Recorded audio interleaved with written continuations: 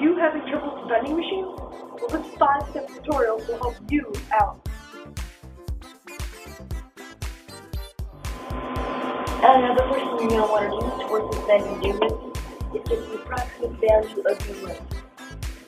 I will refer to this as step 1. Step 2. Insert your money the correct way.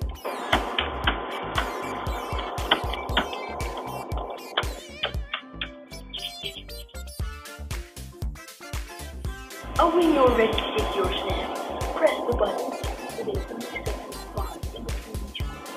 5, 1, 2, 3. 0, 1, 2.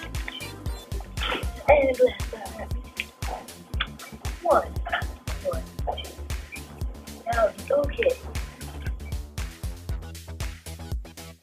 Step 4. Wait for your snack clip to fall and grab it out of the lower half of the machine, like so.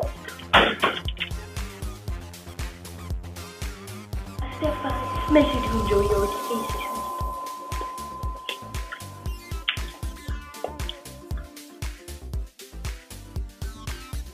In the event of your snack getting stuck, such as this one,